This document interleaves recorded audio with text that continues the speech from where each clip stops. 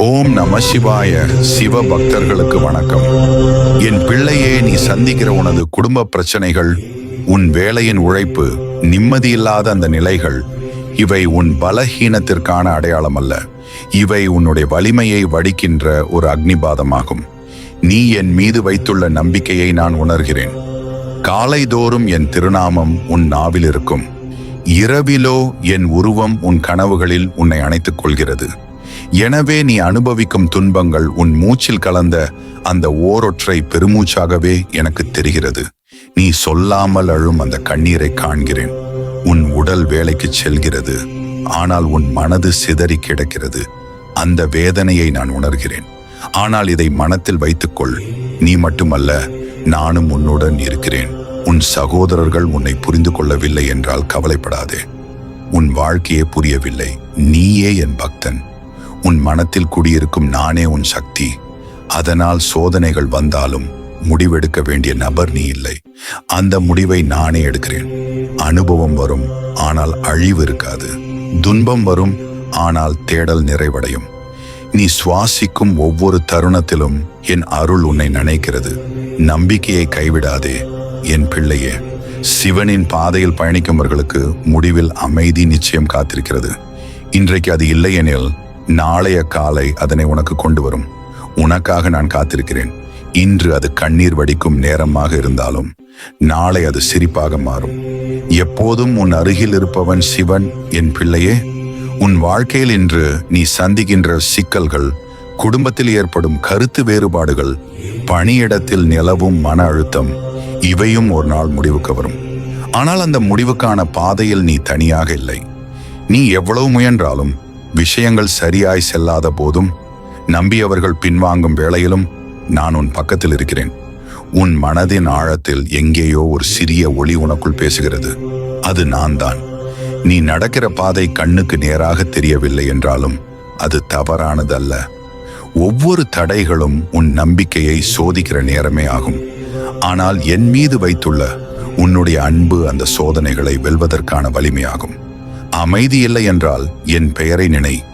என் நாமம் உன் உள்ளத்திற்குள் நிம்மதியை ஊட்டும். நீ தனிமையில் அழுகிறாய் என்றால் அந்த அழுகையின் ஒவ்வொரு துளியையும் நான் காண்கிறேன். உன் ஆதங்கங்கள் எனக்கு மறையவில்லை. என் மீது நம்பிக்கை வைத்திரு. உன் முயற்சிகள் வீணாக போகாது. இன்று தோல்வியாக தெரிந்தது நாளை வெற்றியின் ஆரம்பமாக மாறும். உன் நேரம் வரும். அது இன்று இல்லை எனில் நாளைதான் வரும். பொறுமை கைவிடாதே. பொறுமை என்பது என் அருளின் கதவுக்கான சாவிதான். உன் துன்பங்களை தாங்கும் திறமை உன்னுள் இருப்பதால் தான் நீ இந்த சோதனைகளை சந்திக்கிறாய். நான் உன்னுடன் இருக்கிறேன். உன்னை கைவிடவே மாட்டேன். நிம்மதியாக இருக்க உனக்கு தேவையான சக்தியை நான் தருகிறேன். என் அருள் உன் வழிகாட்டியாக இருக்கட்டும். உன் உள்ளத்தில் என் பெயரை ஜெபி. அந்த ஜெபம்தான் உனக்கே தெரியாமல் உன்னை மீட்டெடுக்கும். என் பிள்ளையே, உன் மனதின் ஓரத்தில் கவலைகள் சுமையாக தெரிகின்றன என்றால் அதனை நான் உணர்கிறேன். நீ யாரிடம் சொல்ல முடியாமல் தவிக்கும் அந்த தருணங்களில் உன் மெளனமும் என் செவிக்கே விழுகிறது.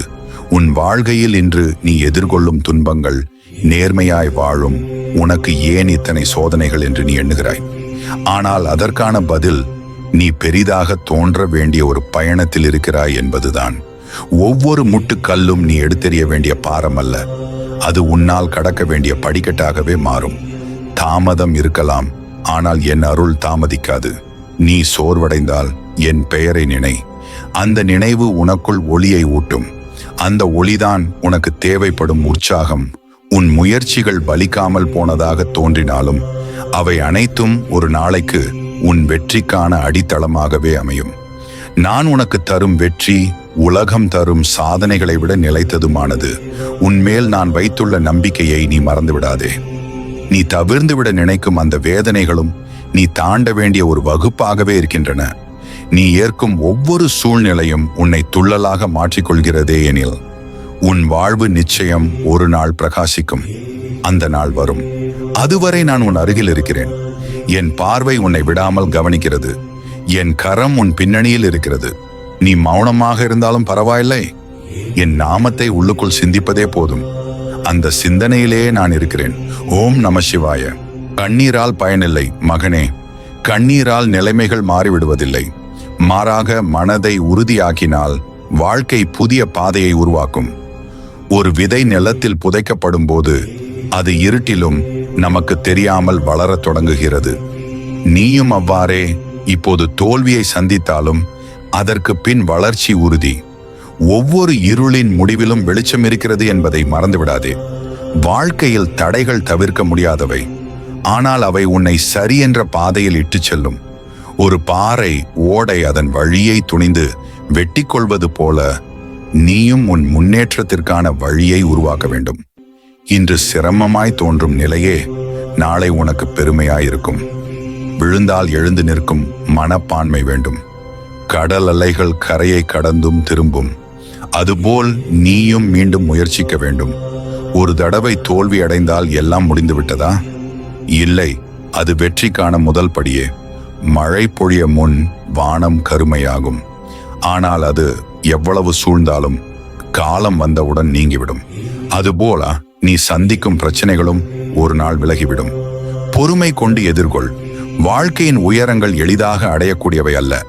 எந்த ஒரு மலை உச்சிக்கு செல்வதற்கும் முயற்சி, நேர்த்தி மற்றும் உறுதி தேவை. நீயும் அதேபோல் உன் பயணத்தில் விடாமுயற்சியுடன் பயணிக்க வேண்டும். கட்டுகள் இருக்கலாம், தடைகள் இருக்கலாம், ஆனால் எந்த ஒன்று உன் கனவுகளையும் உன் முயற்சியையும் தடுக்க முடியாது. உன் நம்பிக்கையை தக்க வைத்து வெற்றியை நோக்கிச் செல். உன் நேரம் வரும், வெற்றி உன்னை தேடி வரும். பயப்படாதே, நான் உன்னுடன் இருக்கிறேன்.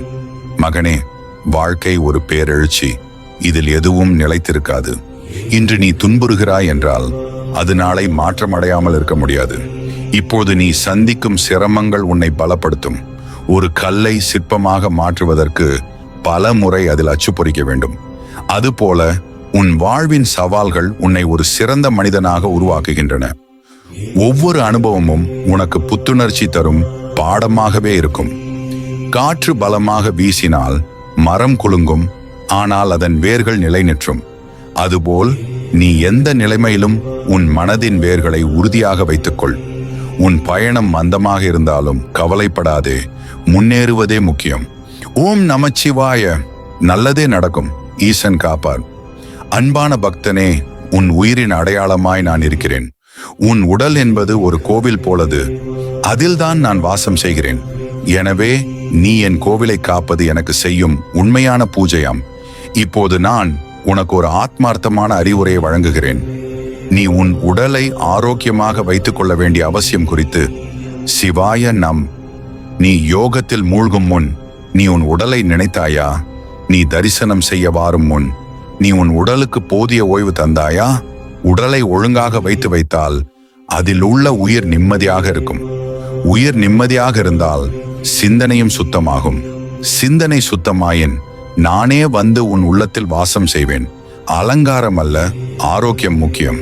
நீ சாப்பிடும் உணவு உன் சிந்தனையை கட்டுப்படுத்தும். மிதமான அளவில் நேரத்தை பிழையாமல் இயற்கையை போற்றும் உணவையே சாப்பிடு. அதுவே உனக்கு பசியை ஆட்கொள்ளாமல் ஆனந்தமாக வாழ உதவும். உன் உடல் சுழல வேண்டும். சோம்பல் பிடிக்கக்கூடாது. தினமும் காலையில் காற்றுடன் நடக்க வேண்டும். பாதங்கள் பூமியை தொட, மூச்சு வானத்தை தொடும். நடக்கும் ஒவ்வொரு அடியும் உன்னை நீயே உருவாக்கும். நவீன வழி. இரவில் நேரத்தில் தூங்காதவனுக்கு நாளை சோர்வு மட்டுமே வரும். தூக்கம் என்பது உடலுக்கு தேவையான தெய்வீக புனர்வாழ்வு.